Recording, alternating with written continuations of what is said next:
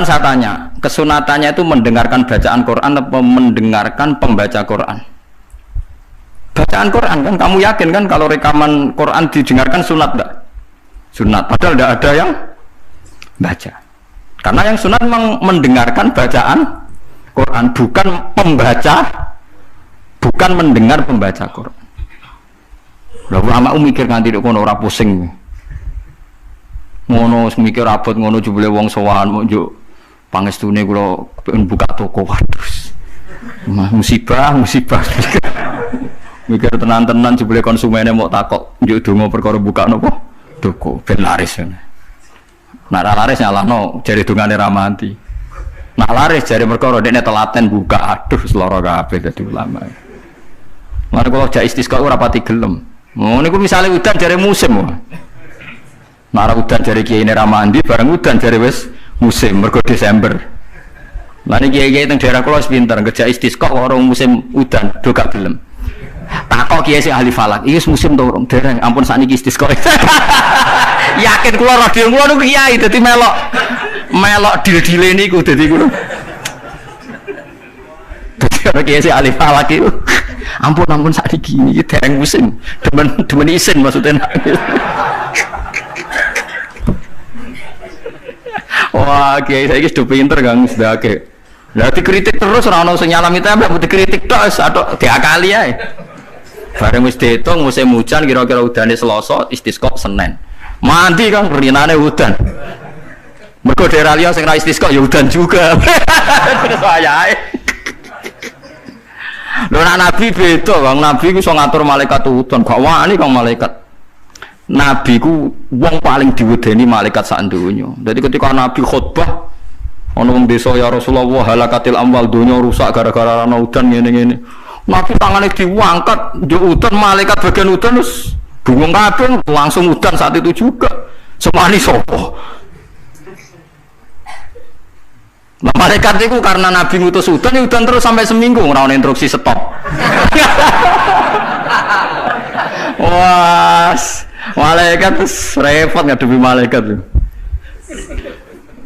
Wah, akhirnya saiki ora rusak perkara kekeringan tapi rusak mergo sapine untane do katut banjir. Jumat berikutnya ya Rasulullah halakatil amal sakniki rusak malih tapi ora perkara ora ana banyu tapi kebanteran banjire. Wah, akhirnya Nabi ndonga meneh mau didelok tok langit. Allahumma khawalena wala alena mandek. Mulanya Abu Hanifah itu menolak sholat istisqa. Dia bilang ketika Nabi dulu itu tidak istisqa, cukup sambil khutbah beliau dongo. Tapi Nabi mandi ngerasa istisqa, rasa lapangan, rasa macam-macam. Nabi sing so nandingi Nabi sinten. Nah kita kan akhir-akhir ramandi yang satu ilmiah sidik wae. Iki rong musim yo enteni sabar. Semono jujur wae. Allah kagungan adat ana musim shawaf, rabi, kharif. Musim piro sekawan kita napa lagi? Iya, sekawan iki. Kharif, kula ora Arabe kharif, rabi, sita, shawaf. Rabi ku cara ngene apa? Ora rendeng ya ora ketiga apa kan?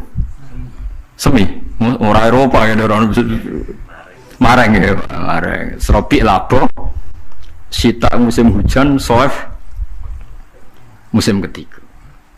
Difahami terus dadi kiai ku angel. Mulane ulama-ulama sakniki sering berdebat ngoten. Yang penting itu orang 40 mendengar atau khotibnya memperdengarkan. Makanya suara muadzin itu kita menjawab suara muadzin pas suara speaker. Karena kalau sekarang rusak kabeh. Sama delok teng kitab fikih misalnya teng Fathul Wahhab, teng Fathul Muin. Orang itu wajib mendatangi Jumatan sejauh mendengar suara muadzin. Nah, sebagai sejauh mendengar suara muadzin. Asumsinya muadzin itu di menara yang tinggi, ma'ahudu is-sauti, suara itu enggak bising. Berarti kira-kira itu hanya sekitar 500 meter. Ngatos lagi lho nggih, Pak. Mboten nganti kan. Saiki suara nganggo speaker bianter 3 kilo wae. Krungu, wong nek sound sistemnya apik. Apa wong sing krungu 3 kilo wajib Jumatan di tempat situ, wong di situ yang memperdengarkan 3 kilo nyerang daerah lain. Iya ta ora? Sampeyan tau mikir ngono to? Ora tau dawuh ahli fikih. Mane sakniki menara rapati payu Kang dhisik Rasulullah ngutus menara mergo muadzin menek Kang kados menara Kudus riyen muadzin ku menek. Saiki menek ngos-ngosan tok tetep ae padha ae wong ngono nganggo apa? Speaker. Saiki gawe menara speakere gak kok menara wonge ning isor. Riyen niku bedhug kaya menara Kudus gak kok dhuwur Kang. Muadzine mendhuwur, bedhuke dituthuk. Saiki gampang Kang. Speakere ning dhuwur, bedhuke ning isor dituthuk nganggo mic. Wes. Nah, mulane iku al hukmu yaduru mailatihi wujudan wa adaman. Hukum iku nak masalah hukum-hukum sosial ngoten berubah sesuai alasane. Si alasan wujud, si alasan ora ono. Merkarane nak nuruti modern nggih. Apa sing dialami zaman Nabi saiki rubah. Rubah sedanten. Mulane atus ngaten iki al hukmu yaduru mailatihi wujudan wa adaman. Hukum iku iso rubah. Riyen kesunatan menara mergo dienggo muadzin. Saiki menarane dienggo napa? Dienggo napa? Speaker. Muadzine cukup ning iso. Mula riyen ndelok film-film Fathu Mekah riyen Bilal wis akeh tenan. Pertama adzan teng Mekah niku ora ono menarane. Bilal menek Ka'bah. Mergo anane nggon dhuwur nggih napa? Menek Ka'bah. Klambine dicuwoplok menek terus adzan. Bukannya tenan tentara-tentara teng kitab nggih sami sama seperti yang di film-film Ka'bah niku. Mulane wonten tiyang kafir nembe masuk Islam tapi ijek sombong. Muni ngene, bejo bapakku wis mati. La ya rohadal ghurab yas'adal Ka'bah. Ora roh gagak ireng nggahi Ka'bah. Dadi dek nembe Islam tapi utake ijek sombong. Cek bejane bapakku wis mati jare. La ya rohadal ghurab yas'adul Ka'bah. Ora roh gagak ireng munggah apa? Ka'bah. Kaya apa tersiksane bapakku nak menangi gagak ireng munggah napa? Ka'bah. Utek elek. Wis Islam padahal iku kan. Cuma napa? Uteke cek utek kafir maksudnya. Cek sombong namanya cek. Menganyaran napa? Ajaran Islam. Paham ya? Jadi kalau suwun sampean enggak usah pesimis. Memahami Quran itu bisa. Kalau kita tidak bisa detail kayak ulama, setidaknya bisa secara dialeke umume wong. Nggih kula baleni dialeke umume wong. Dialeke umume wong misalnya ngeten contoh yang paling gampang nggih. Wong lu nak kawin, terus pegatan. Niku nak sedurunge pegatan itu dikeloni, dijima lah kamane di hubungan intim. Misalnya malam saat ini malam apa? Senin nggih. Zaid malam Senin masih menggauli istrinya. Rumahnya okay. Zaid malam Senin masih menggauli apa? Istrinya. Dijima hubungan intim. Lalah esok itu pekerangan, esok itu tukaran ekstrim terus pegatan. Pegatan. Setelah pegatan kata Allah wal mutallaqatu yatarabbasna bi anfusihinna salasata quru. Kalau dia masih haid, perempuan tadi masih haid, misalnya Siti lah. Itu dia harus iddah sampai 3 kali masa suci. Kita tidak paham sirinya seperti itu, tapi kita tahu secara dialek sosial. Secara dialek sosial itu gampang. Kalau orang kok haid berarti bukti tidak hamil. Padahal kalau 3 kali masa suci berarti minimal dia ngalami 2 kali masa haid. Haid pertama membuktikan tidak hamil, haid kedua membuktikan meyakinkan tidak hamil. Sehingga setelah itu dilalui iddahnya selesai. Dan ketika menikahi orang lain, maka kalau ada anak pasti anaknya suami kedua. Karena suami pertama jelas-jelas jimae ora dadi, buktine berkali-kali haid. Paham ya maksud? Paham ya? Minimal kowe paham, misalnya raro artine Quran jelimet minimal kowe paham duduk perkarane iddah adalah membebaskan rahim dari pengaruh sperma suami pertama. Nah tapi nek ora paham blas kan yo sakake Quran wis nerangno jebule. Ora paham. Paham yo. Mun ulama lah ya termasuk sifatnya Quran kan wa kitabim mubin. Lah yo Quran sing memberi penjelasan. Berarti khotib yang bersuara memperdengarkan. Soal hakikate ya ora mesti paham. Lane wa kita mungkin demi Quran yang memberi penjelasan. Apa semuanya terus jadi jelas? Enggak kan, tapi Quran tetap berstatus memberi penjelasan. Lalu kalau ulama jeng ben ketemu pangeran mau kepengen ibadah ngeten iki. Kalau tahajud ya ora yakin ditampa selain arang-arang. Kalau mau kepinginnya ketemu pangeran, nak Allah nyifati kitab mubin menjelaskan, ya aku sebagai ulama, sebagai umat Rasulullah kepengen dua amal menjelaskan. Itu tadi kalau baleni malih. Kalau anda tidak paham detail sebagaimana fahamnya ulama, minimal kue roh. Logika yang dibangun Al-Quran, hujah.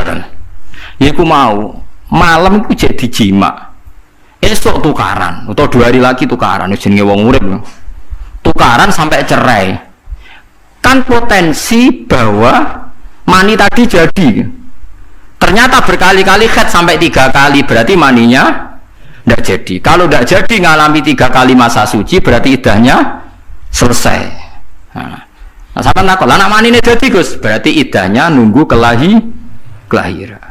Karena setelah lahir berarti rahimnya bersih, berarti mani yang ini jadi dan anak ini anaknya suami pertama. Setelah lahir dia kawin, ya nanti kalau punya anak berarti anaknya suami kedua. Lah kita paham, logika sosialnya paham. Tujuan iddah adalah suami kedua kalau menjima atau hubungan intim jelas-jelas anaknya suami kedua. Sekarang andai kan tidak ada iddah, malam Senin dijima ambek Zaid, esok Siti dipegat, malam Selasa dirabi bakar, dijima meneh, esoknya pegatan meneh, malam ke-3 rabi meneh, terus ususnya ada anak-anaknya sopo jajal. Muni anaknya yang pertama ya rawan radadi, anak kedua yang ketiga, kan gak jelas. Terus kita takut, kok DNA aku suwan aku mau ngentesi DNA apa? Aku mau bingung, ben jelas baru atur rohim ada iddah. Ya ada nopo? Lah itu maksudnya Quran. Jadi mulane kula nate roh berita ya, orang medis Israel itu ada yang masuk Islam gara-gara kagum teori iddah. Dia membuktikan betapa detailnya Islam masalah nasab. Kok apiin koyo ngono Islam. Wong Israel padahal yang Yahudi. Dia tuh kagum sama aturan apa? Iddah. Ya mereka wow, iddah itu jelas kan, kalau mindawatil khaid, kalau yang masih khaid iddahnya 3 kali masa suci, berarti mengalami 2 kali apa?